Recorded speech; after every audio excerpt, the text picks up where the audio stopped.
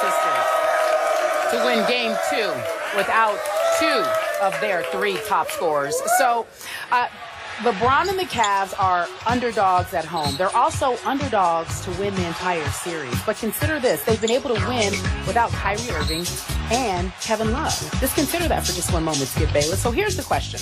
If, in fact, they're not able to win, does LeBron deserve a pass if he loses the finals without either 2 of them? And I'll give it to you first, Stephen A. Smith. Does LeBron what? Deserve a pass if he loses the finals without those 2 guys.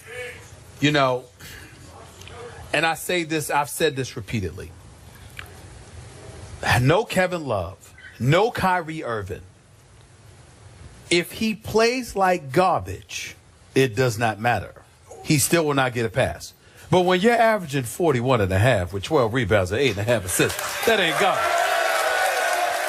So that subject is officially null and void. Obviously, 2-4 on your resume in an NBA Finals is not a good record, and we understand that. But considering the mountains that he had to climb to get to this point, you can't say enough about the job that LeBron James has done, not just for this franchise, but for this city, for Northeast Ohio. I mean, it's been sensational, nothing short of it. Again, if he was playing like trash, that would be a different ball game because you look at him and you say, listen, your level of greatness requires a certain level of performance. But he's living up to that. And I mean, listen, we're sitting here debating about LeBron James in terms of, oh, he could do a little bit more because he's shooting 40%, less than 40% from the field. That's really all we can say about him. Can't say anything about his defense. Can't say anything about his leadership. Can't say anything about his willingness to produce and show up. Overall, you see the numbers that he's putting up, knowing what he's up against. LeBron James is in the finals with Timothy Mozgov, Tristan Thompson, J.R. Smith, Amon Shumpert, and Matthew Dellavedova. Well, go on. Go on. It's not about. Pretty good. You have to understand something. You can say you like it, but I would ask rhetorically, did you like it as much when Amon and JR was with Melo? No. So all I'm saying is you're not knocking them because you know that they can play. But there's something to be said about the greatness of LeBron when we consider the fact that these guys are in the finals. We're not talking, nobody's saying that Amon and JR and them can't play. Forget that. They're in the finals. They are 3 wins away from a world championship. No matter what you think, about no matter how great you think, because I think JR is a much better guy than has been projected and been perceived. I've always been a fan of Amon Shumpert. You know that as an elite perimeter defender. You know how I felt about them in New York. But I never thought finals until they got to with LeBron. Okay. Let's keep that in mind. That's fair. Before I answer this question, I'm going to say something to you from my heart. And I've said this already many times on this show. The job that LeBron James is doing with this team, coaching it and teaching it and leading it, is spectacular. It's all-time great. Seriously, from my heart. Okay. In some ways, intangibly, he should be the MVP. Okay? I'm with you. Okay, now back to this question. We had a very interesting question on this morning's show at the end of Carrie's Court. Do you remember this one about should there be an asterisk attached to this? If Golden State wins, and there's obviously no Kyrie and no Kevin Love, should it be an asterisk of a finals? And I told you in my answer, nationally, I think people will attach an asterisk. Not in the Bay Area. They're going to celebrate like crazy because it's their first since 1975. Right. But then you came on top of me and you said no. You said you got to go with what you got. And if what you got is what you got, there's no asterisk, right? That's right. Okay, so I'm going to turn it back around on you. If there's no asterisk, then there's no pass for LeBron James, okay? And I'm going to tell you why. He is playing this underdog role to the Academy Award hilt. He's saying now, hey, no team could compete the way we do if they lost 2 All-Stars. Sure. Well, you know what? They could if heaven opened and you replace those 2 All-Stars with Tristan Thompson, who has emerged as a force in this league and in this finals? Am I right about that? He is a force. You're even talking about he should get max money.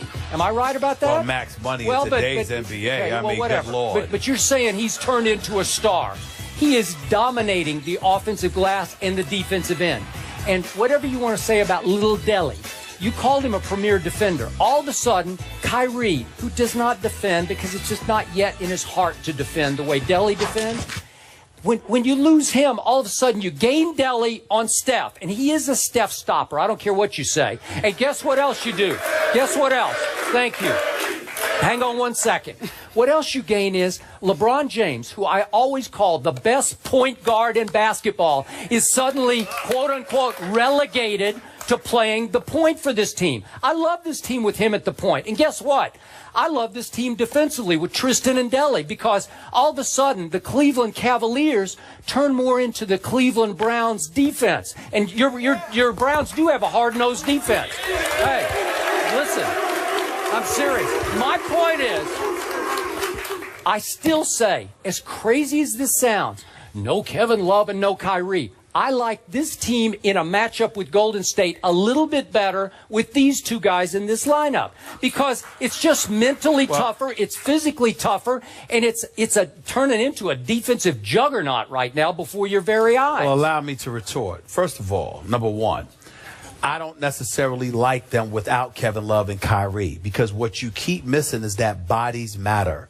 There is a legitimate beef. There's a legitimate beef. That the Cleveland Cavaliers could lose these finals simply due to lack of bodies and fatigue wearing in because of the 6 to 7 guys you have to play instead of the 9 you would be able to play if Kevin Love and Kyrie Irving were healthy. Number one. Number two, sometimes your best defense is a prolific offense, which you would definitely have if Kyrie and Kevin Love were available because they could definitely put the ball in the hole. So we got to pay consideration to that. But when you talk about LeBron James in terms of a pass or whatever, and you're going to reverse it to me. Remember, when I talked about the asterisk and how it doesn't apply it doesn't apply to the winner because the winner, it's irrelevant. In the end, you got the chip. You ain't going to give it back, and you ain't going to apologize for taking advantage of somebody's deficiencies. But when you lose and you have an opportunity to reflect on why a team lost, we're going to look at it and say, you know something? This might have something to do with it.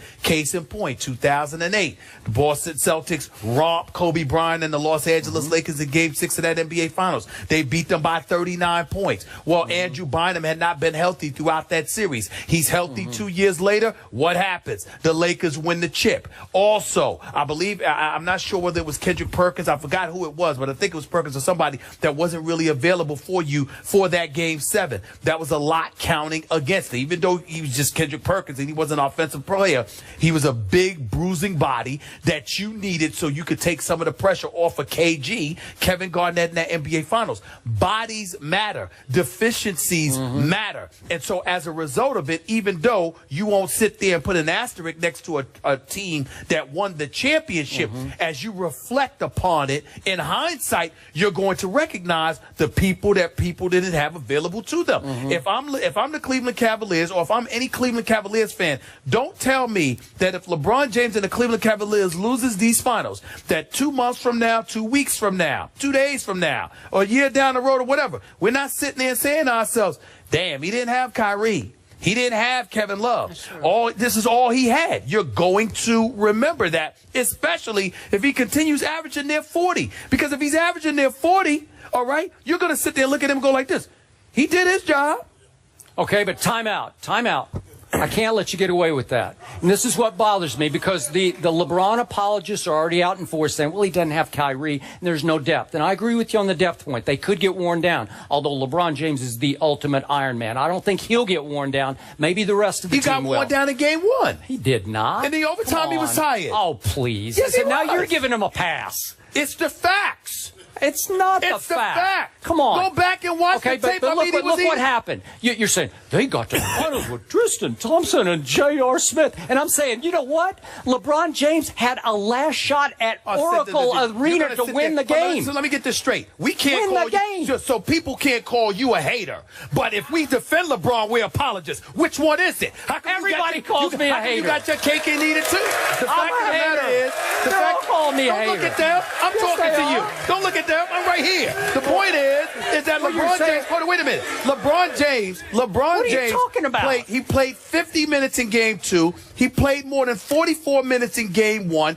That overtime, everybody and their grandmama said he ran out of gas. He jacked up Not my 38 grandmama. shots. No, probably your grandmama, just not you. Yeah. But the point is he jacked up 38 shots. That wasn't him. That's not the way he's accustomed to You playing. got him in position to win game But 1. the point that I'm trying to make, that's not the question. Yes, it the is. The issue is that was he or was he not tired? Everybody who was watching the game outside of Skip Bayless thought he was tired. Tired? In the overtime. In the overtime. Yeah, Yes. but all I care about is you have the basketball in your hands in a tie game with the clock running down at the toughest place to win in the NBA. And I'm telling you, and I'm me? sitting there saying to you, which one is it? Okay. The man's a 2-time champion. He's a 4-time league MVP. And you can sit there and chronicle when he does something wrong. Wait. But if he sits there and gets his team to the finals, Well, which did he has something done wrong. with this squad, Wait. and you're going to just ignore Kyrie and Wait. Go. Are we going to ignore game 2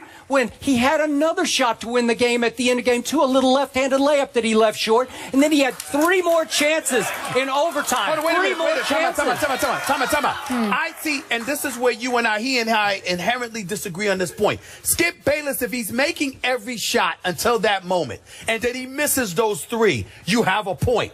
The man missed 17 of his last 21 shots. Long before those 3 shots in the final minute came along, he was missing. You didn't say anything then. Okay, but wait you a didn't second. say anything then. In the fourth quarter and overtime, LeBron James went 2 for 12 in game 2. And guess who saved his bacon? Deli saved his bacon. Deli. Okay. Right? He did. All right. He took him off the hook. Listen. All Y'all, right. We gotta wrap. interrupting a brother ain't helping him. Yeah. Okay. The Make fact it- is, I liked it. Because we got to Thank get you. out.